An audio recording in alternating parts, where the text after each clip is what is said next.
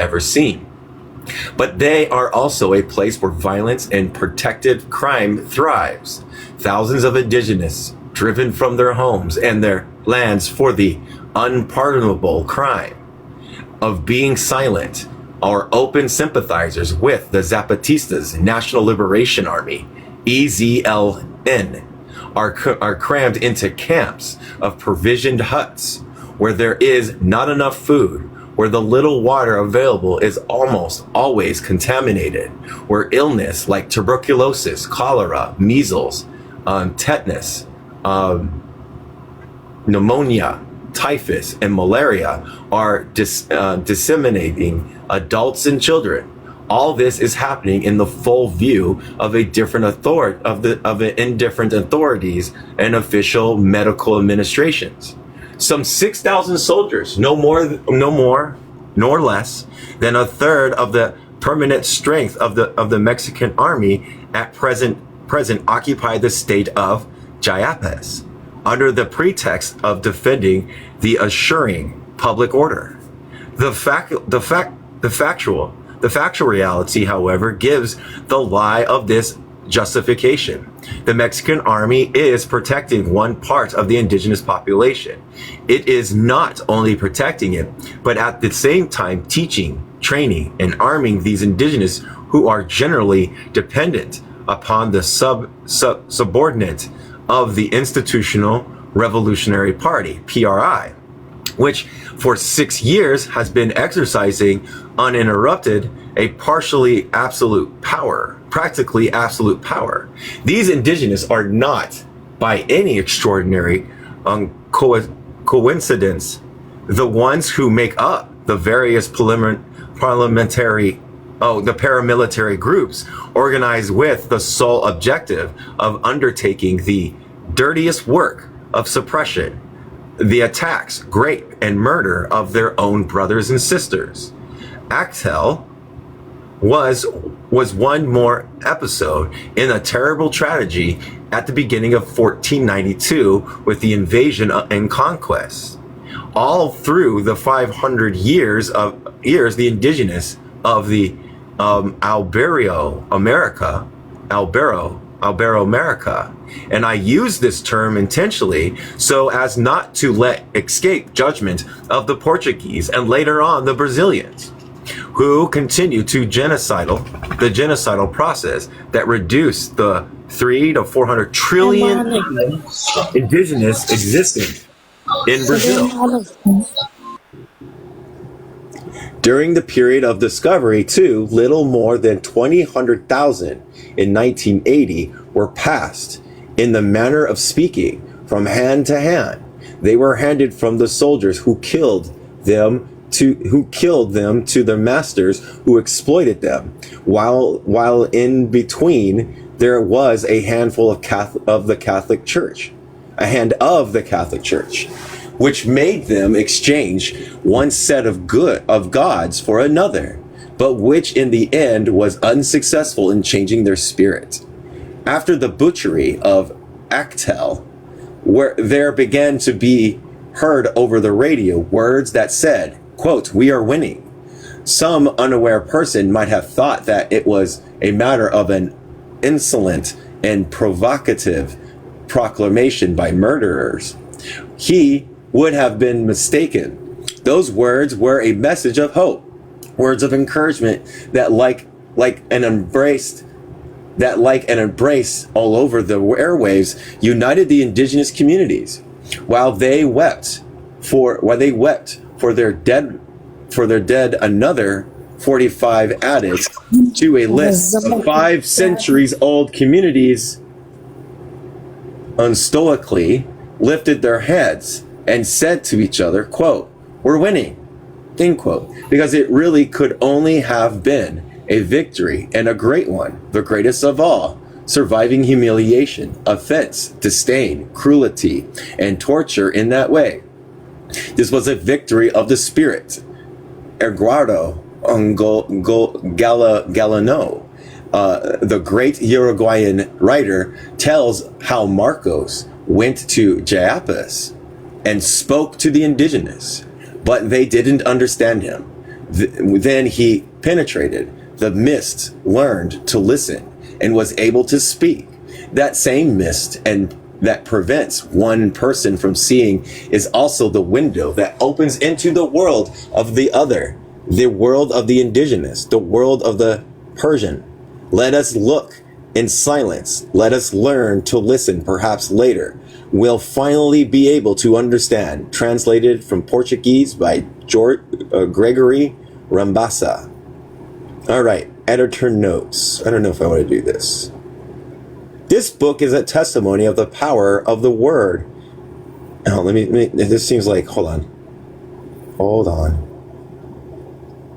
Okay, this one's a little bit longer.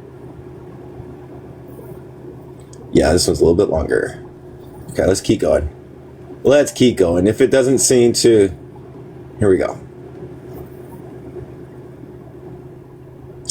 Editor notes, traveling back for tomorrow. Juana Ponce de Leon. Joanna Ponce de Leon. This book, a testimony to the power of the word, is scripted in the impossible silence of the Lankandian jungle. Segment by segment, it is passed secretly from hand to hand. Galloped inside a satchel, hidden in the cyclist bag, slipped into a backpack, or perhaps thrusted inside a sack of beans. When propped in the back of an open truck crammed with indigenous villagers who make the hour-long journey to the closest market, or doctors and or messengers to the contact persons with internet access, up to the Dykeman Street, where Manhattan Island narrows to a close between the Hudson and Harlem River, in a room that sits above squat roofs to face the treetops of the Hudson embankment. Greg Raggio surfs the net, the editor-activist and the Zapatistas to the core. He connects to the various websites where the latest translation of the Subcomandante Marcos communiques reach him, the million others worldwide. For 5 years, lines accumulate, giving shape to a unique proposal of social change, to create a truly democratic space where new political possibilities can be debated and advanced. By carefully depicting Mexico, the conflict of the Chiapas, and the indigenous struggles for human rights, and by pointing to the threads of neoliberalism poised to all of us, Marcos managed to create a mirror where we can recognize the features of our own concern. Quote, "What makes him remarkable," declares Craig, "is the deeply personal and at the same time deeply collective voice that emerges from the literature, poetry, and tales that he prolifically generates. The Mexican government has not found anything powerful enough to counter the Zapatista word. Its vision and its resistance of liberation it offers as a counterforce to dehumanizing institutions of business and war. But the word spelled more than revolution, as the communiques trails in what comes face to face with the persuasive new literary voice and an important Mexican writer. Like other Latin American writers, Pablo Neruda, Miguel Angel, Asteras, or Gabriel Garcia Marquez, Marcos manages to fuse his political beliefs and his literary artistry to craft the singular beauty of his voice, hauling what appears to be several reams of communiques. Greg requests I read them, as he invites me to become the editor or subcomandante Marco selected writings. It is in that small room, perched at the northernmost point of Manhattan, where the Zapatista world has been heard, and where his book project is born. On the August hour is black, starless, damp, and chilly. Continuously, my companions and I break the enveloping silence to wonder if the van that will take us to La Realidad, an autonomous indigenous Zapatistas community, 7 hours inside of San Cristobal, will really arrive. The odd hour for our journey will take us past immigration checkpoints while the guards sleep.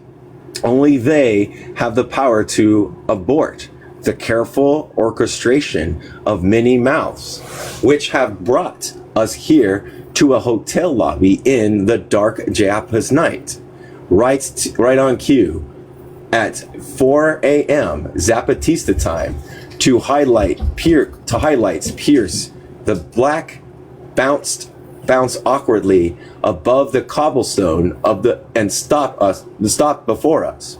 The trip was exaggerated feel of a dream. We leave modern Mexico and cross a bridge of time and space to enter the heart of indigenous Mexico. We leave in darkness and reach the light. Our driver has night vision. He is a nocturnal animal with a sixth sense that allows us to negotiate the many hours of unpaved road, erosion, stones, and endless potholes. More like craters, really. We slip past immigration and steadily drive towards day. Dawn reveals breathtaking mountainscapes, dense with greens, driving away to valleys where unexpectedly helmets crop up, bordered by flowering trees, patches, and corn stalks, dogs, chickens, and occasionally pigs. We now share the road with men, women, and children carrying machetes or hoes, a small bundle of food. Rufus, go lay down. 5 hours out. Our driver announces that we are approaching the first of 2 military checkpoints. He describes the procedure. We are tourists on our way to the beautiful lake Miramar, and how our papers and our baggage will be inspected. Soon, armed soldiers surround our van, and we are asked to step out and open our baggage for inspection. A law permits the army to stop and search vehicles for arms and explosives, but it does not authorize them to inspect our identification papers. The driver's guidance helps us veil the purpose of our journey before the glacial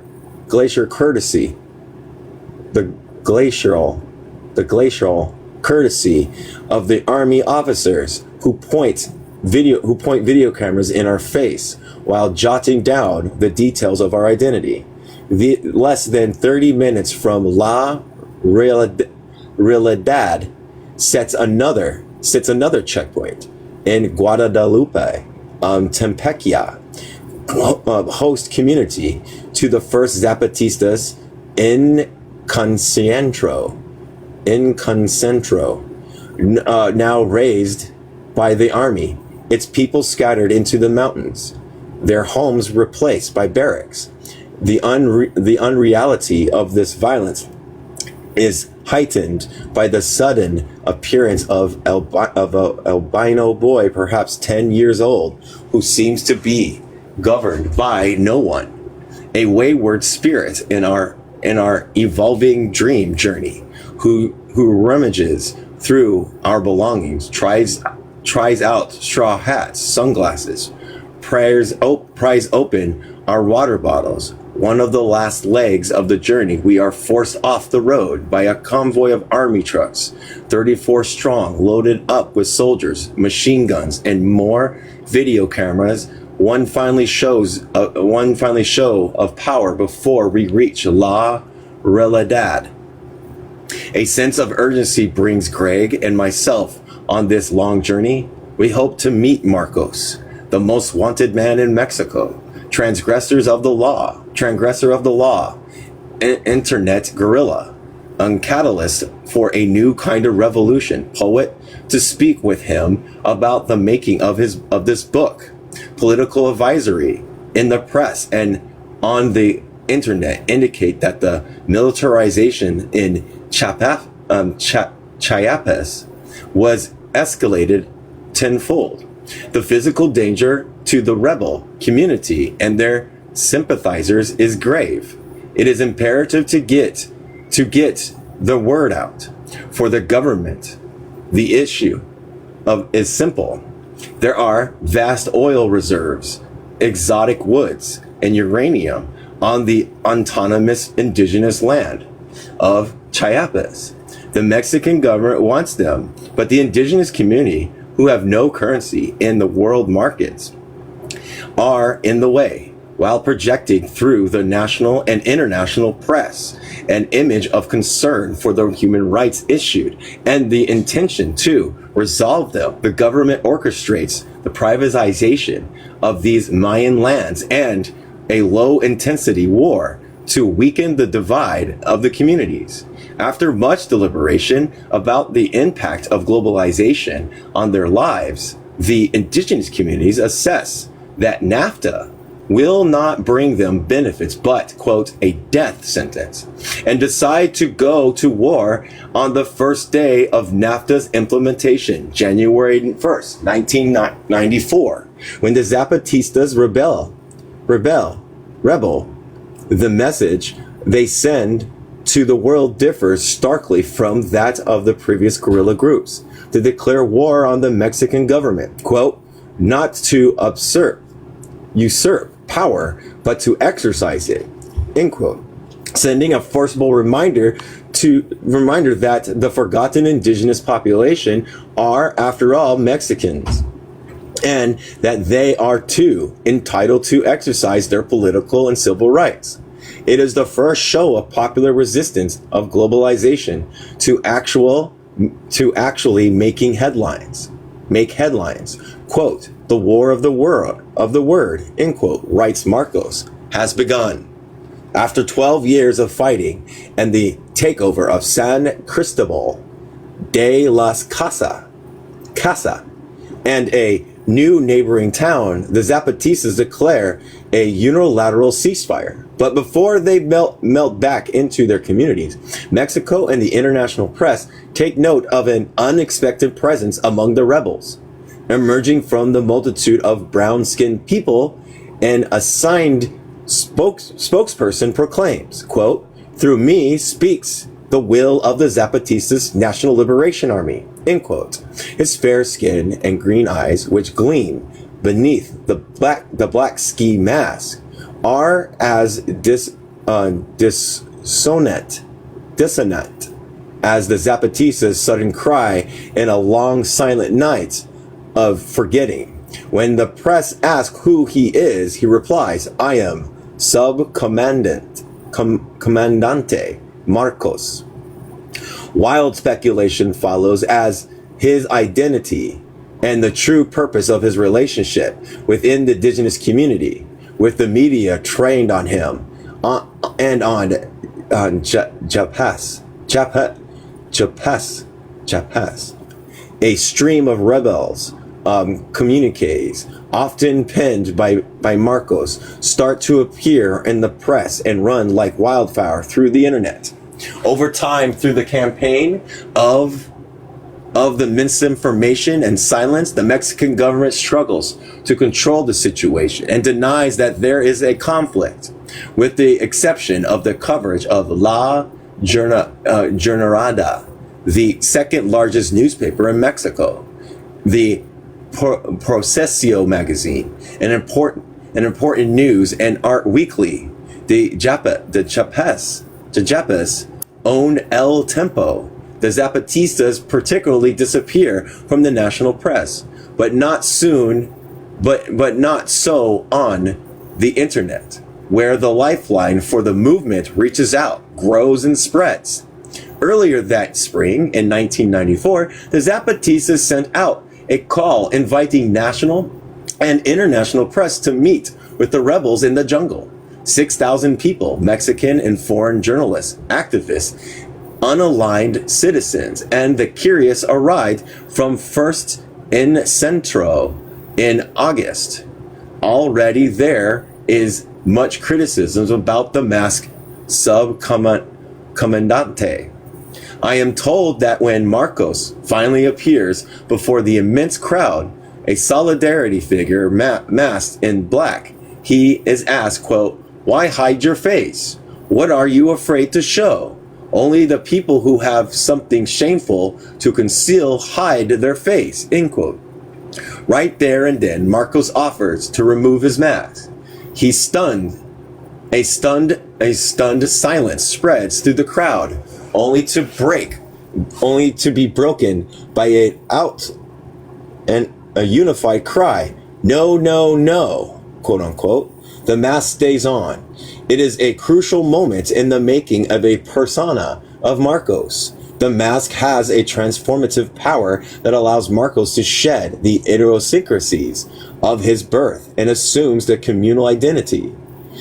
This non-self makes it possible for Marcos to become the spokesman for the indigenous communities. He is transparent, and he is iconographic. He hides his face so that he can be seen. This paradox will inform all his writings. While no certain identity has been established for Marcos, through his writings, we have been able to see the organic evolution of the revolution. His analysis of the structure of power and corruption of Mexico, of the social makeup of the nations, of the threats of neoliberalism, are undogmatic and creative. Repeatedly, Marcos warns that the globalization of the economy threatens to do away with indigenous communities, values thus casting aside each man, woman, and child whose honest daily work makes Mexico rich in material and spirit.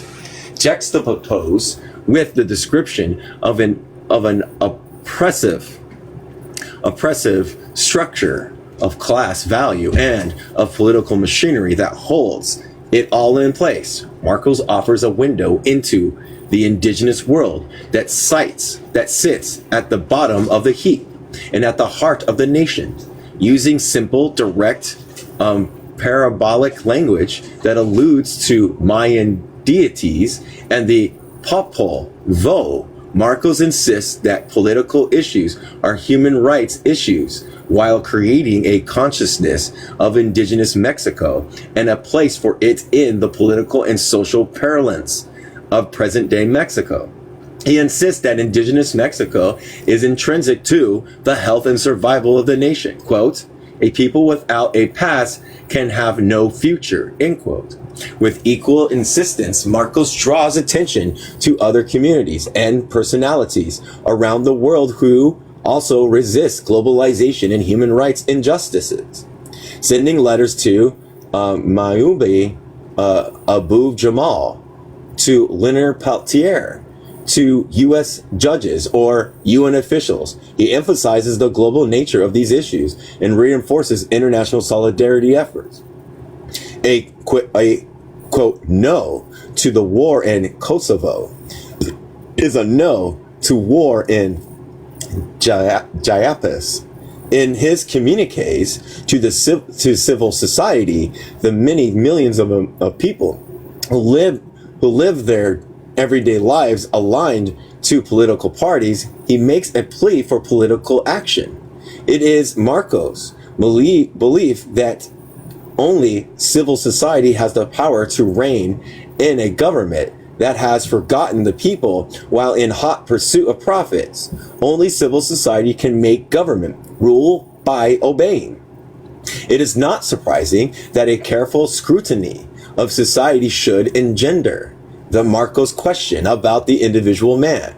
In a correspondence with the intellectuals around the world, we see the literary and philosophical man, who at one moment is querying John Beggar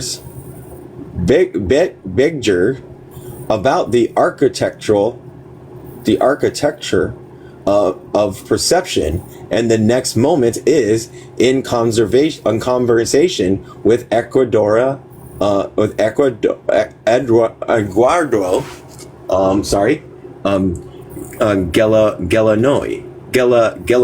Gelano about the implicable absurdity of life for a child who is surrounded by war. Other times he finds solace in the prismatic logic and of George Louis Borges, which is held securely by the elegance of his intellect. It is a place he can return to again and again throughout his writings. Reflecting mirrors and transparent glass becomes metaphors for self-recognition and transcendence.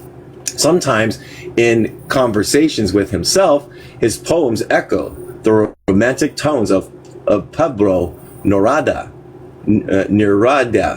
and the surrealist imagery of Federico Garcia Lorca.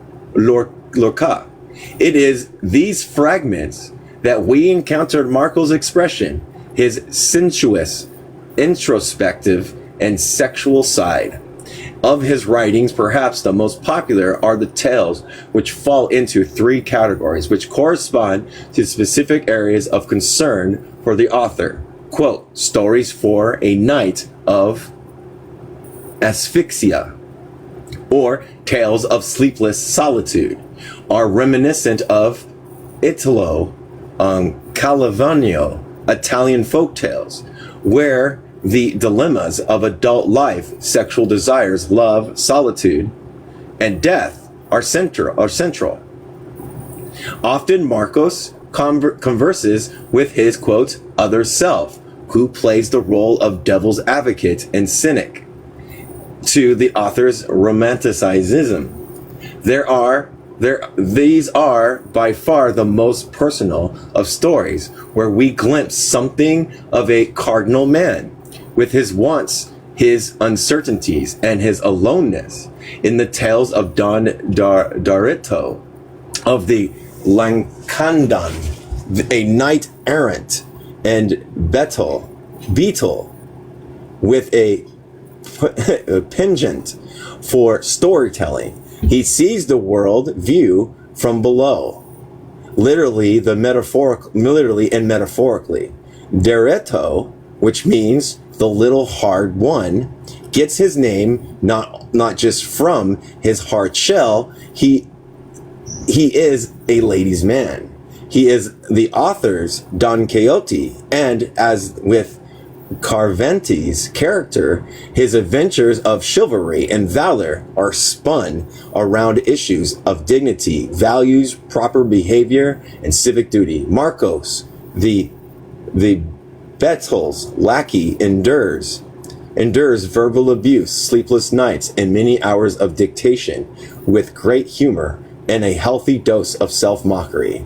Through his tales of old Don Antonio, a Mayan shaman, Marcos comes to know in the course of a decade, the author passes on an oral tradition that has been kept by the indigenous communities.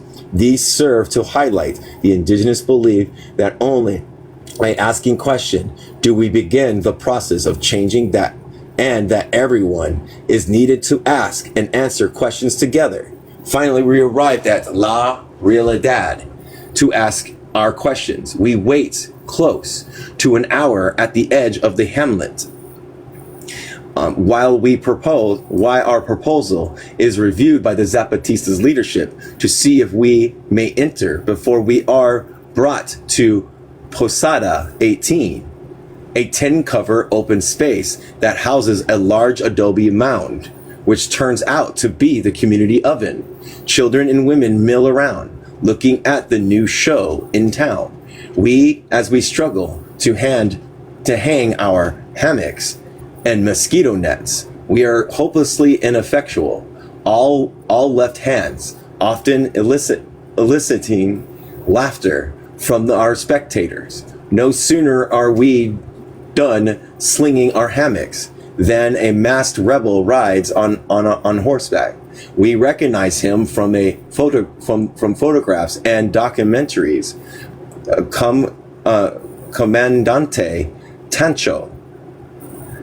He dismounts his horse and approaches Posada 18 to greet us. Suddenly, the Zapatista myth has gained human proportion.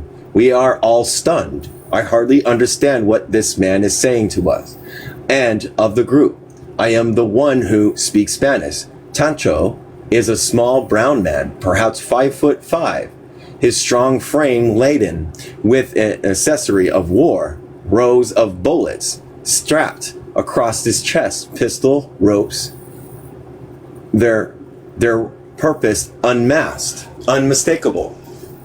His ski mask creases above what must be a broad smile, and his eyes bounce from face to face. Graciously he shakes hands with each of us and informs us that El Sup will come and see us sometime in the next couple of days. He thanks us for having come and disappears quickly as he appears. There are many visitors about.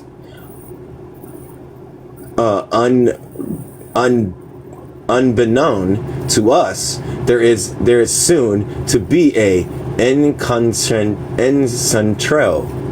for the protection of culture, heritage, which is bringing many students and anthropologists to La Realidad. There is as well a group of 30 or so international observers who have come to create a civilian buffer between the military and the indigenous Zapatistas. Certain that all that can possibly happen in a given day has already transpired. Greg and I decided to stroll about the community.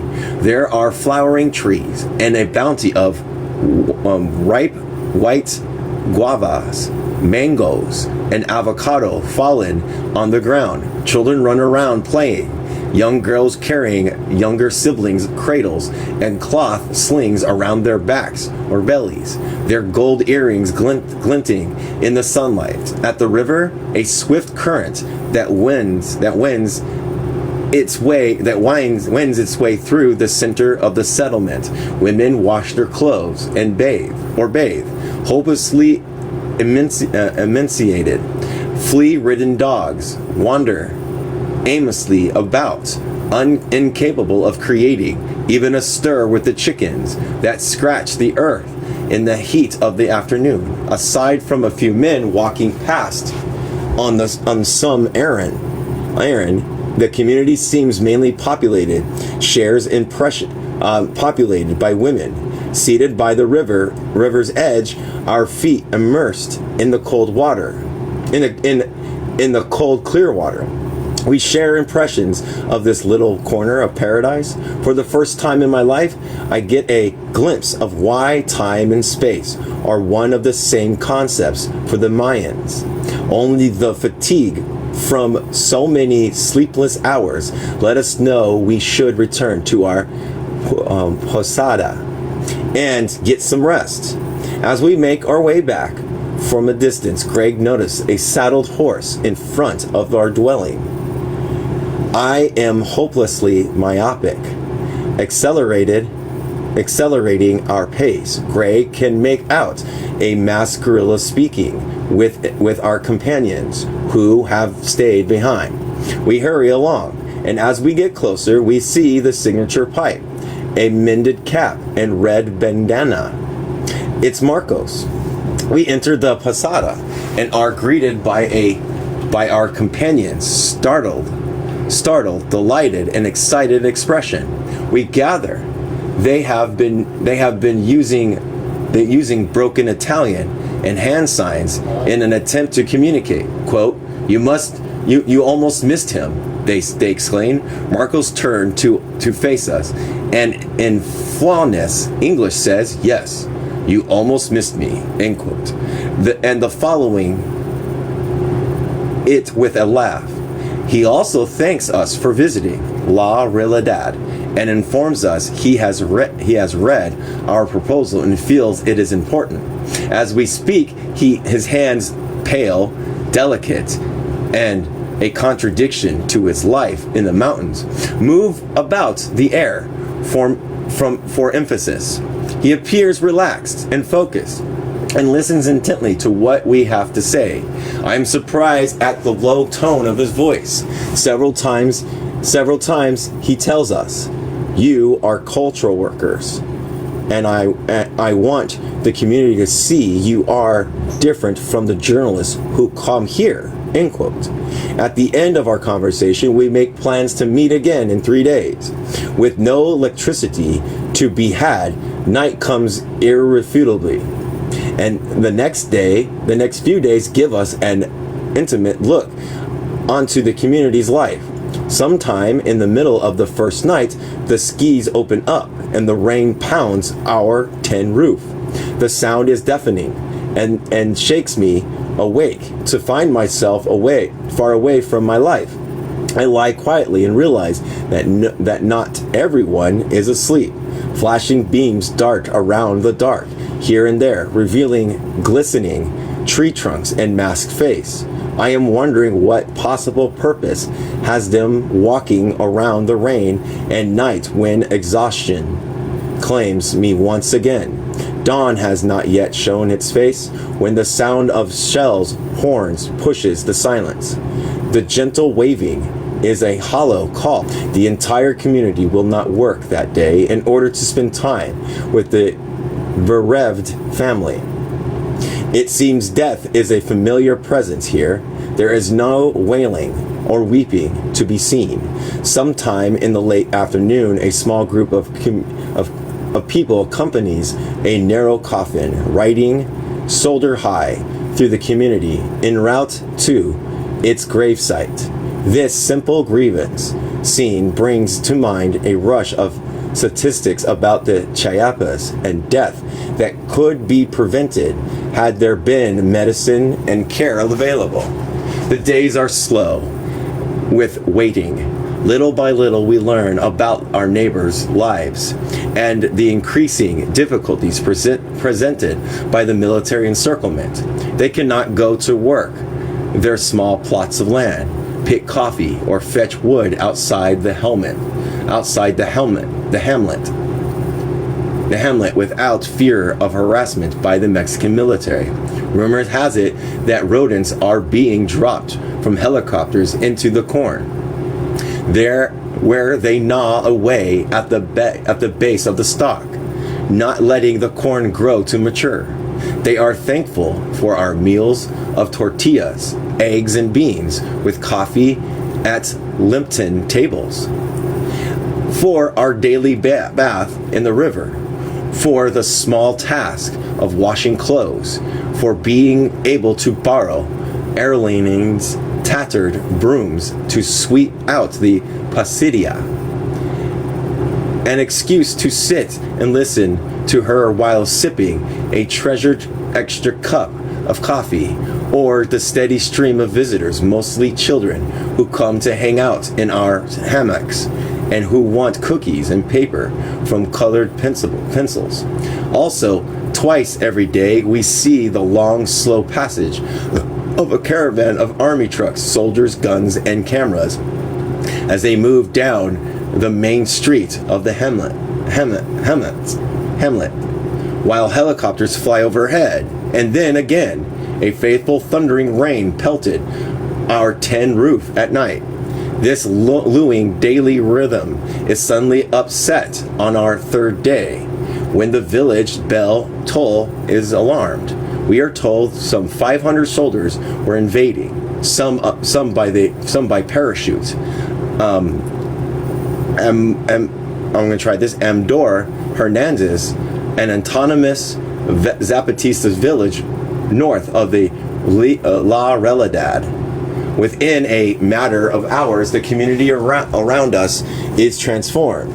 They are no longer allowed to wander around the hamlet, nor can they bathe in the river. Red alert has been declared in La Realidad as the community prepares to defend itself in case of attack. Tacho makes a hurried visit to let us know we will not be seeing Marcos and make arrangements for our group to leave the jungle that very night. Our promised revenus has been postponed. 10 months have passed since the first journey, and Greg and I are back in Japes, San Cristobal de la Casa. Feels intense and empty. The presidential election are a week off, and Mexico seems to be holding its breath, uncertain of what is coming. There are many more military and immigration checkpoints to negotiate, a new way to avoid them, and new ways to avoid them. Again, we make our way to La Realidad. At night, our driver makes turns and follows the unpaved road past an uninhabited terrain. Within an hour of our arrival, we pass two brilliantly illuminated hamlets. I think it's hamlets. Helmets. No, it's hamlets. An oddity here in the jungle. And soon we are at Guadalupe Tempiquia again. This time there are young, unsupervised soldiers who seem embarrassed to search through our things, and we pass through without much incident. La Realidad is asleep when we arrive. We come to meet again with Marcos, but he and the Zapatistas leadership are deep in the jungle, far from the mounting military pressures. Things have gotten worse. There are shortages of grains and beans. There is no money. The military caravans no longer keep regular hours, and the helicopter and planes are flying closer to the ground.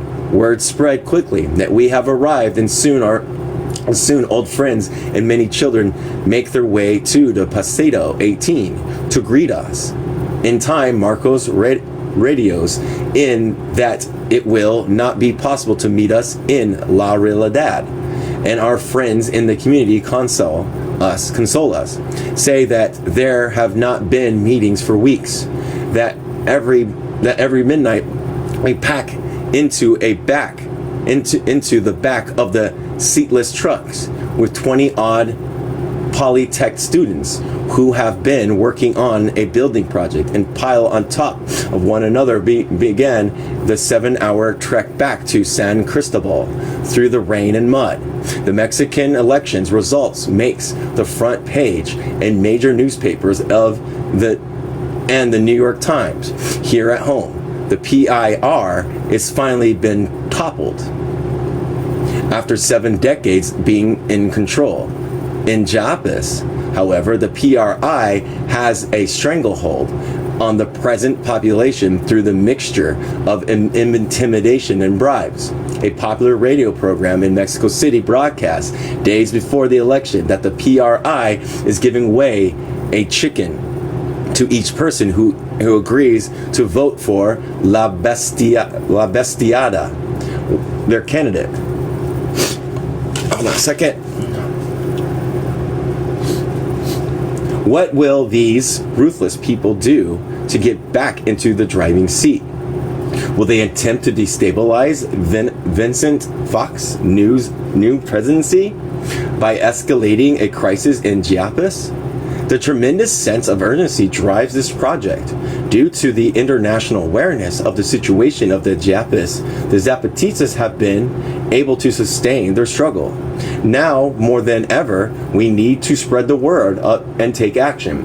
We must come to understand that each battle won for human rights, the democracy, is a battle won for all of us. that breatheth the mask of our own personal struggles. We are all Marcos. The making of this book raises several questions that served to underline the inherent power of the word.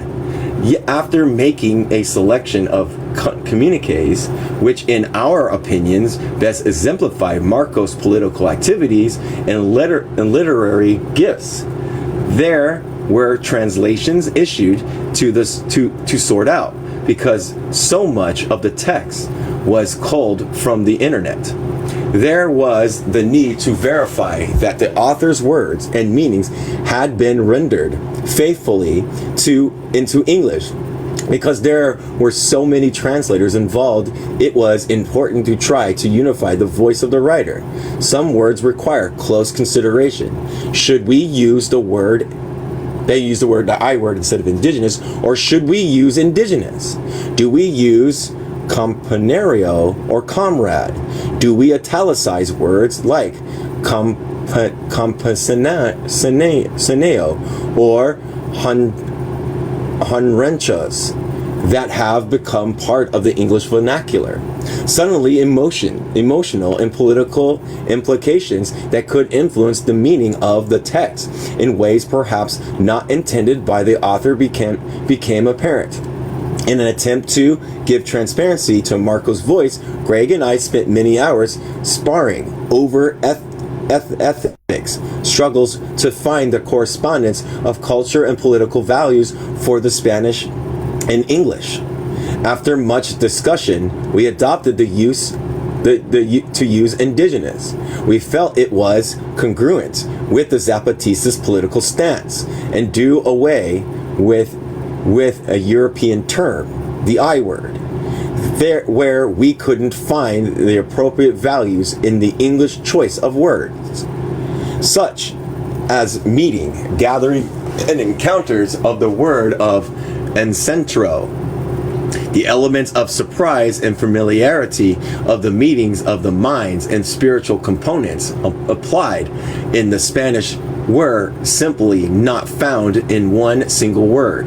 We used the Spanish, and where Spanish words were in common use, where we removed the italics.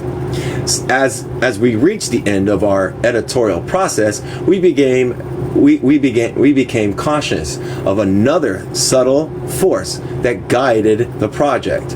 As if by some sleight of hand, we found that the author had managed to infuse the book with his inclination towards the communal and the interconnection between the cultures. Leaving our hands then is a work that is also lateral acceptance of embracing of the other. Since the original publication of Our Word is Our Weapon in November 30th, 2000, many things have happened to the Zapatista struggle. Most important was the march of the Zapatistas Comandantes from the Lacandan jungle, which arrived in the nation's capital March 11, 2001, fulfilling the promise made January 1st, 1994, before a crowd of 250,000. The EZLN leadership declared they had arrived to pressure the Mexican government into complying with the San Andres Accords, and an agreement made and signed but not respected by the former PIA President Ernesto Zedillo. On the one hand, the march brought the Zapatistas an unprecedented success. The leadership was able to speak before Congress and articulate to the national and international audience the difficult life situation of the indigenous in campesino communities of Mexico. However, the march also brought failure. What the Mexican government ended up approving was the watered-down version of the original accords, which the indigenous comandantes considered an insult and rejected. Unfortunately, we cannot say we cannot yet say that the autonomous communities are headed towards democracy. The struggle for peace continues, and the autonomous communities maintain a state of insurrection, and still through the radio waves that each day reach farther into the Lacandian jungle. The Zapatistas continue their fight with their most powerful weapon, the word. Section 1. Unveiling Mexico. Section 1. Here we go. This section divided into two parts deals primarily with descriptions of and commentary on the social and political situation in Mexico, its implications for Chiapas and Mexico, and the emotional and intellectual climates that it engenders, serving as a voice for the indigenous in Chiapas. Some communiques are signed, quote unquote, by the Comandancia of the Zapatistas National Liberation Army, though the Marcos imprint is everywhere evident. Let's start. Part 1. Names the unnamed, in which Marcos, in the attempt to raise awareness of what is truly at stake in Chiapas and in Mexico, points to the institutionalized corruption and values that encourage the incursion of globalization into their national betrays all Mexicans, in which the indigenous voice of resistance and dignity speaks through Marcos, and Marcos speaks of the indigenous life, the spiritual values that sit at the heart of their communities and at the heart of Mexico, in which wars are declared against oblivion and prejudice. 12 women in the 12th year. The moment of war, March 11th, 1996. During the 12th year of the Zapatistas, many kilometers, and at the great distance from Beijing, 12 women met March 8th with their faces erased. Yesterday, although her face is weathered in black, still one can see a few strands of hair upon her forehead, and the eyes with the spark of one who searches. Before her, she holds a M1 carbine in the assault position. She has a pistol strapped to her waist, over the left side of the chest, that place where hopes and conviction resides. She carries the rank of an infantry major of an insurgent army that has called itself this cold dawn of January 1st, 1994, the Zapatistas National Liberation Army. Under her command, a rebel column takes the former capital of the southeastern Mexican state of Chiapas, South Cristobal de las Casas. The central square of San Cristobal is deserted. Only the indigenous men and women under her command are witnesses of the moment in which the major, a rebel indigenous Tatuzel woman, takes the national flag and gives it to the commanders of the rebellion, those called, quote, the Indigenous Clandestine Revolutionary Committee, end quote, at 2 o'clock Southeastern time, January 1st, 1994. Over the radio, the major says, quote, we have recovered the flag. 10-23 over. For the rest of the world, it is 1 o'clock hours of the New Year's. But for her, those words mark a decade-long wait. In December 1984, almost said 48, not not yet 20 years old, she arrives in the mountains of the Lakandan jungle, carrying the marks of the whole history of indigenous humiliation on her body. In December 1984, this brown woman says, quote, "Enough is enough," so softly that only she hears herself. In January 1994, this woman and several thousand indigenous people do not just say, but yell, "Enough is enough," so loudly that all the world hears them. Outside San Cristobal, another column of indigenous rebels who attack the city under the command of the only man with light skin and a large nose has just taken the police headquarters. It frees from these clandestine jails the indigenous who were spending the New Year's locked up, guilty of the most terrible crimes in the Japienkan southeast, being poor. The indigenous rebels of the Tazelatal, Captain Insurgente,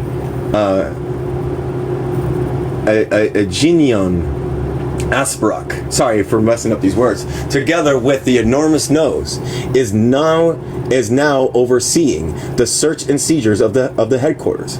When the major's message arrives, Captain Sargento Pedro, an indigenous rebel, Choil, has finished taking the Federal Highway Police headquarters and has secured the road that connects San Cristobal with Tuxtula Gutierrez. Captain Insurgento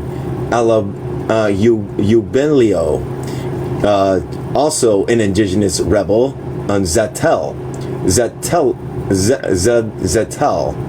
has taken the entryway to the north of the city, and with its National Indigenous Institute symbol of the government handouts to the indigenous people, Captain Insurgento Guerrillamo, an indigenous rebel, Chol, has seized the highest point of the city. From there can be observed a surprised silence peering out of the windows of the houses and buildings. Insurgents and equally rebellious Captain Gilberto and Noel, indigenous Zectels and Zecto and Tezelt. It's Tzitzil,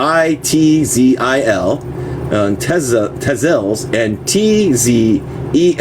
Tzeltal, respectively, in their takeover of the state judicial police headquarters, and set it on fire before marching on to secure the other side of the city and roads that lead to the barracks of the 31st military zones of Rancho Nueve. Eastern time, this is 0200, I think this is in the morning time, January 1st, 1994, 5 insurgent officials, indigenous rebel men, hear over the radio the voice of their commander, an indigenous rebel woman. Quote, "We have recovered the flag. 1023 over." They repeat this to their troops, men and women, all indigenous and unconditionally rebellious, and translate the words, "We have begun." At the municipal palace, the major secures the position that will protect the men and women who now govern the city. The city now under the rule of indigenous rebels. An armed woman protects them. An armed woman protects them. Among the indigenous commanders, there is a tiny woman, even tinier than those around her. Her face is weathered in black. Still, one can see a few strands of hair upon her forehead, and the gaze with the spark of one who searches. The 12-gauge shot-off shotgun hangs from her back. Wearing a traditional dress of a woman from San Andreas, Ramona, together with hundreds of women, walks around from the mountainous towards the city of San Cristobal on that last night of 1993. Together with Susanna and other indigenous people, she is part of an indigenous war command, which in 1993 gives birth to the CCRI-CG, the Clandestine Indigenous Revolutionary Committee of the General Command of the Zapatistas National Liberation Army, the EZLN. Comandante Ramona's size and brilliance will surprise the international press when she appears in the cathedral, where the first dialogues for peace are held, and pulls from her backpack the national flag seized by the major on January. Ramona does not know it then, nor do we, that she carries an illness that takes huge bites of her body, eats away at her life, and dims her voice and her gaze. Ramona and the major, the only woman in the Zapatistas delegation who shows themselves to be the world for the first time, declares, quote, "For all intents and purposes, we are already dead. We meant absolutely nothing," end quote. With these words, they can almost convey the humiliation and abandonment. The major translates to Ramona the question of the reports. Ramona nods and understands, as though the answer she is asked for had already been there, in her tiny figure that laughs at the Spanish language and at the ways of the city women. Ramona laughs when she does not know she is dying, and when she knows, she still laughs. Before, she did not exist for anyone. Now she exists as a woman, as a indigenous woman, as a rebel woman. Now Ramona's lives, a woman belonging to that race that must die in order to live. The major watches as the light takes possession the street of San Cristobal. Her soldiers secured the defense of the old city of Javel and the protection of the men and women who are now sleeping, indigenous and mestizo, all equally surprised. The major, this indigenous rebel woman, has taken their city. Hundreds of armed indigenous people surrounded the old city. An armed woman commands them. Minutes later, the rebel will take the city of Las Margaritas. Hours later, the government forces that defend Oscasago or Altamirano, the Channel, will surrender. Hexton and the Akchu are taken by the rebel columns that heads towards the principal jail of the San Cristobal. Now 7 cities are in insurgent hands, following the 7 words said by the major. The war of the words has begun. Elsewhere, other indigenous and rebellious women remake the piece of history that had been given them, and that until that January 1st had been carried in silence. They have no name or face. They too have no name or face. Aram, Captain Insurgente, Airman, a Chol woman, leads one of the guerrilla columns that takes the plaza at Oconcego that January 1st, 1994, from one of the edges of the central square. Together with soldiers under her command, she attacks the garrison inside the municipal palace until they surrender. Then Aram undoes her braids and her hair falls to her waist, as though to say, "Here I am, free and new." The Captain Hermas' hair shines and continues to shine even as the night falls over Ocasago. in rebel hands. Laura, Captain Insurgency. Laura is a Tozil woman. Tzil woman. Fierce at battle and fiercely committed to learning and teaching. Laura becomes the captain of a unit composed only of men, all novice, with the same patience as the mountain that has watched her grow. Laura teaches and gives orders. Then the men under her command have doubts. She sets an example. No one carries as much or walks as far as she does. After attack on Oskansago, she orders the retreat of her unit. It is orderly and complete. This woman with light skin says little or nothing, but she carries in her hands a carbine that she takes, a carabine that she has taken from a policeman.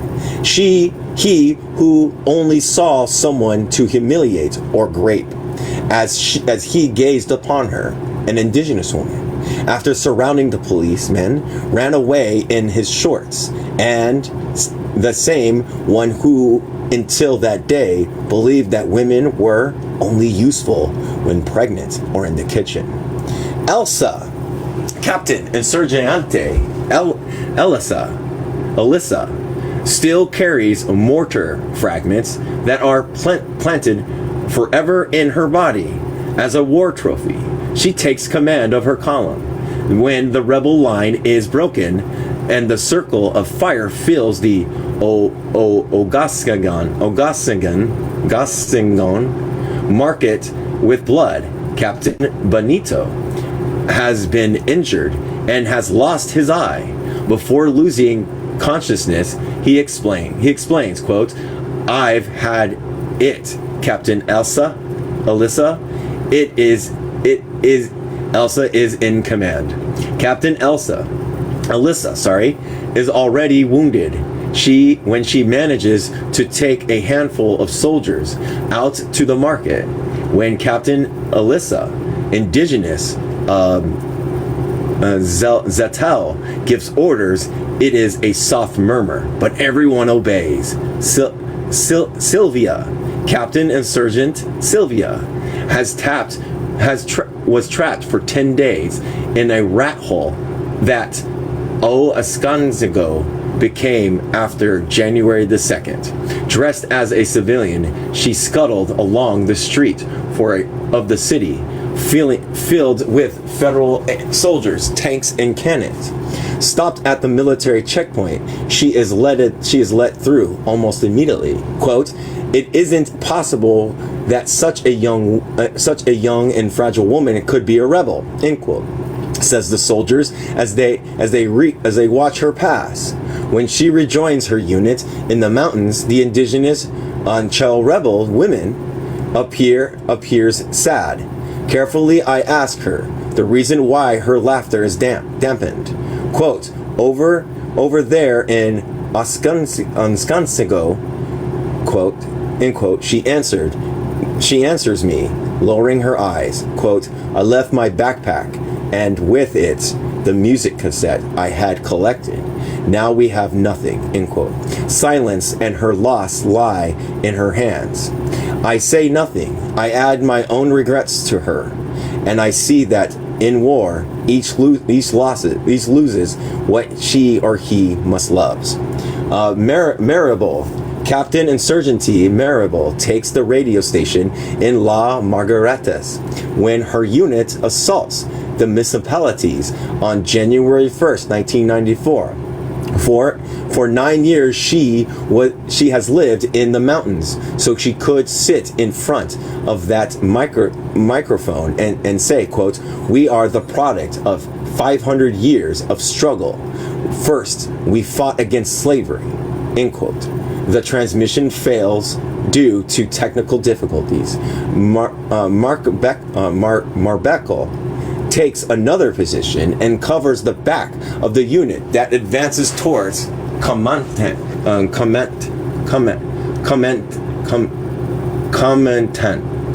can't say the words.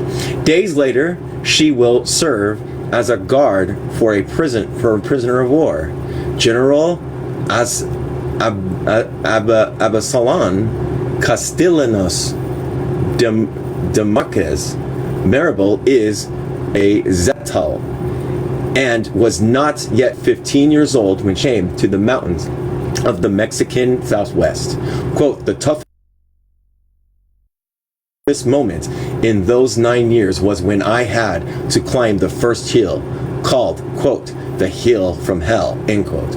After that, everything else was easy, end quote, said the insurgent officials when General Castellanaso de Monarchies is released. Captain Maribel is the first rebel to have contact with the government, extending his hand to her commissioner, Miguel Manuel Camacho Soles. Ask her age. 502, replies Maribel, who is the oldest as the rebellion. I'm messing all these people's names up, so I apologize. The Azardura, Captain Insurgency Azdora, on the first day on January, a buck private goes to Ocosingo. After spending hours rescuing her unit, made up entirely of men, 40 of whom were wounded, she leaves Ocosingo in flames, mortar fragments in her arms and legs. When Azedora, can't say it, arrives at the nursing unit, the hands over the wound, she asks for a bit of water and gets up again. Quote, where are you going? They ask her as they try to treat the bleeding wounds that paint her face and redden her uniform. To get the others, answered Asadora as she reloads her gun. They try to stop her and cannot. But Private Asador says she must return to Ocosingo to rescue their companeros from the degrees of mortars and grenades. They have to take her prisoner to stop her. The only good thing about this punishment is that at least I can't be demoted, end quote, says Azadora, and she waits in a room that she appears to be in jail. Months later, given the star and a promotion to the infantry official, Azadora, Zatel, and Zapatista looks first at the star and then at her commander and asks why. As though she were being scolded, she does not wait for an answer. Amelia, first lieutenant, in the hospital unit, Amelia, as the quickest laughter in the Mexican Southwest.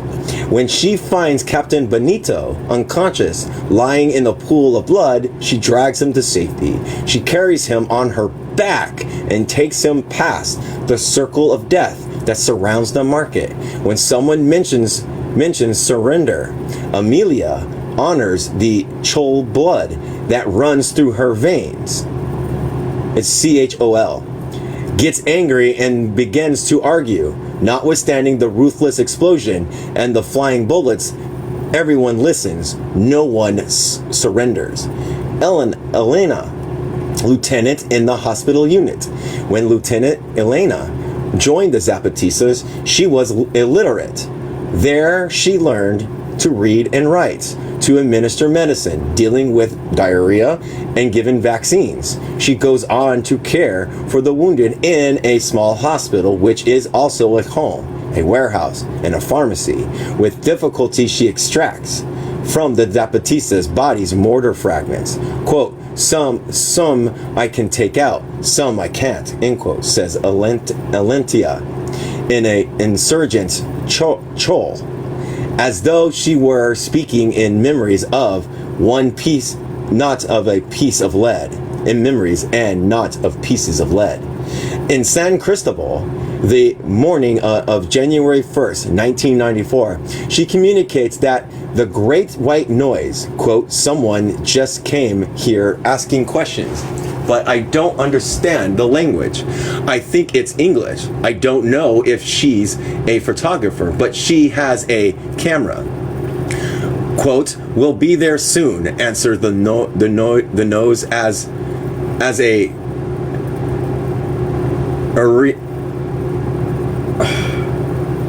rearrangings of the ski mask, putting the weapon that have been taken from the police station into the vehicle. He travels to the center of the city. They take the weapon out and distribute them among the indigenous who are guarding the municipal palace. The foreigners is a tourist who asked if he may leave the city. No, answered the ski mask with the oversized nose. It's better that you return to your hotel. We don't know what will happen. The tourist leaves after asking permission to film with his video camera. Meanwhile, the morning advances, and with the curious arrive the journalists, the questions. The nose responds and explains to the local tourists and journalists. The major is behind me. The ski mask talks and makes jokes. A woman who is armed watches his back. A journalist from behind a television camera asks, "And who are you?" "Who am I?"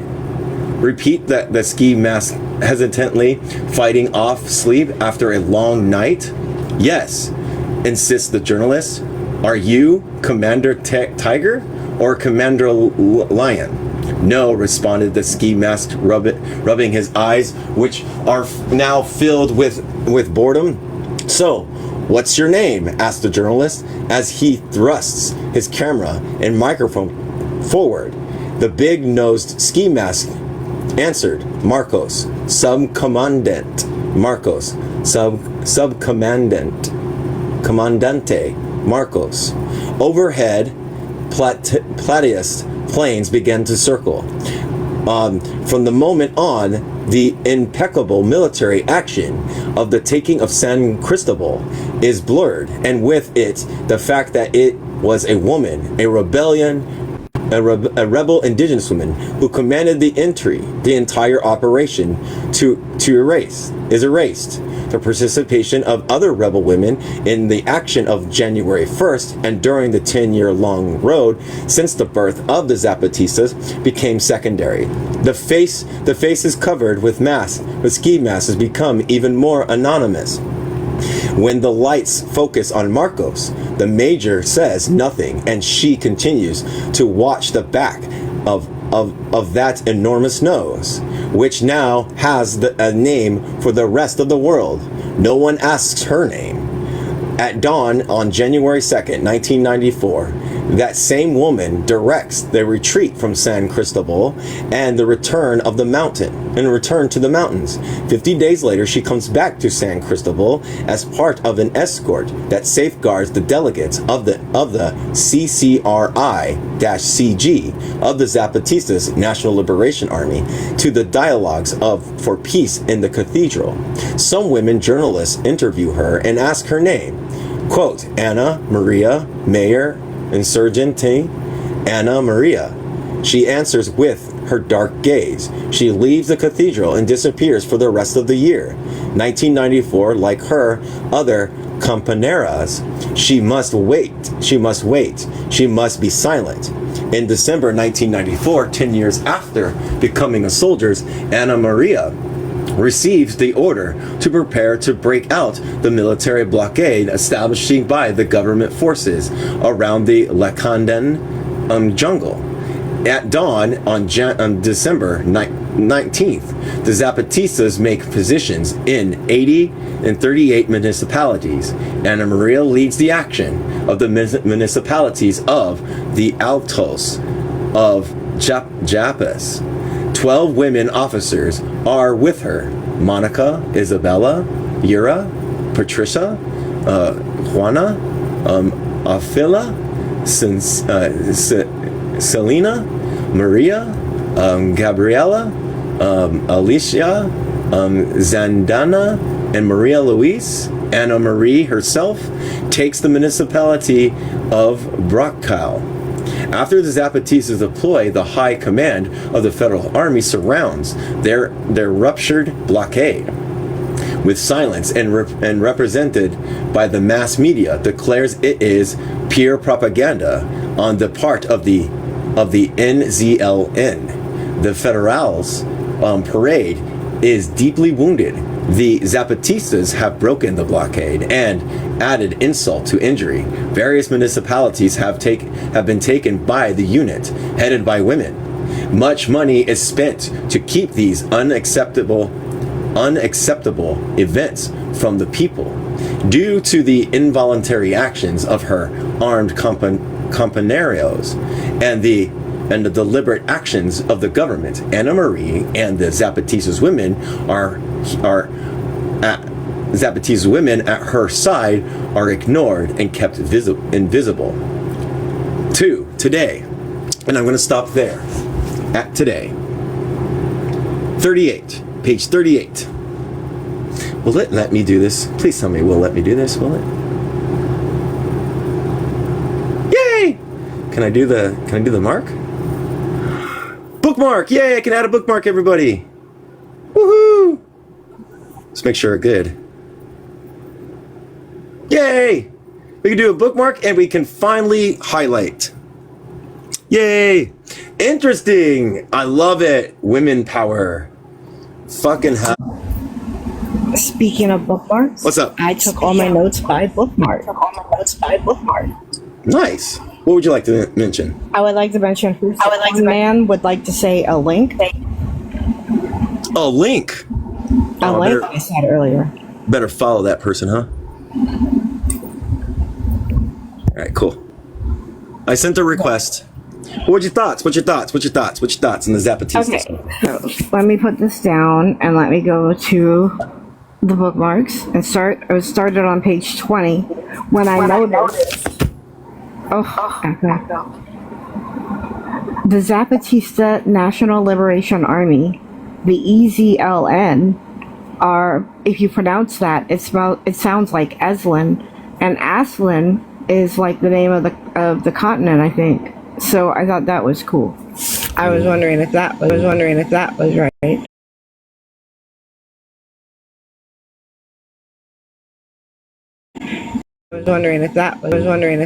right. Teach you something about Spanish. When it's a J, they pronounce it as a hey, as an H. So, like, if it's Joe, you get the idea? No, but I'll try. Okay, well, it was my nickname in high school because I hung out with a bunch of kids that spoke Spanish. It's okay. No, I'm okay with it. I'll tell it to you when you get to the room. It's funny what my name becomes. So then I highlighted this. There are many visitors about. Unbeknownst to us, there is soon to be an Encanto for the protection of cultural heritage, which is bringing many students and anthropologists to La Realidad. There is, as well, a group of 30 or so international observers who have come to create a civilian buffer between the military and the indigenous Zapatistas. I love that. There's so many visitors about, because they didn't even know when they got there that there was a thing. But I wanted to know what an incentrio is.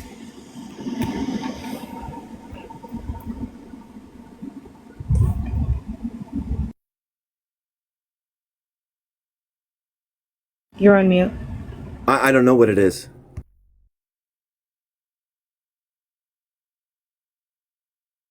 I don't know what it is. then we're just gonna go to page 29. And then it talks about the protests that happened recently with the Zapatistas and the climate crisis. And I thought that was really cool that they brought that up in the book. So we got a really good copy of the book, considering how recent that was.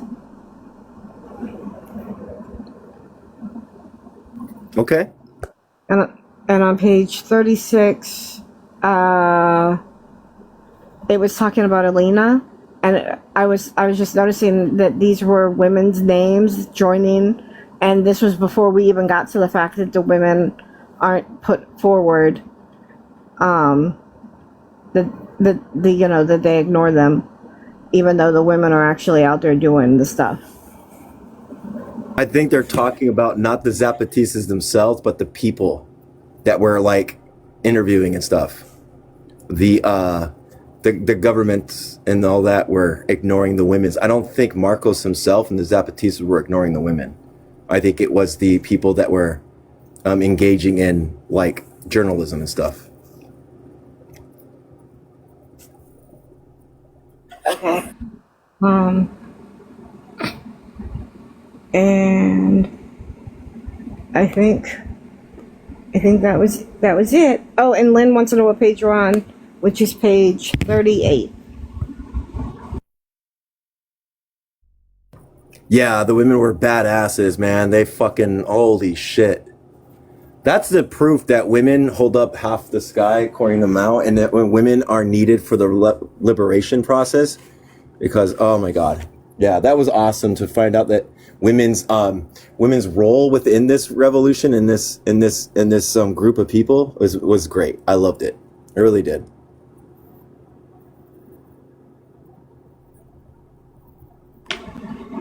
All right. That's it for me. That's all my notes and everything I wanted to talk about. Does anybody else have anything else to say? That's in the comments. Anything else? I'll give it a moment.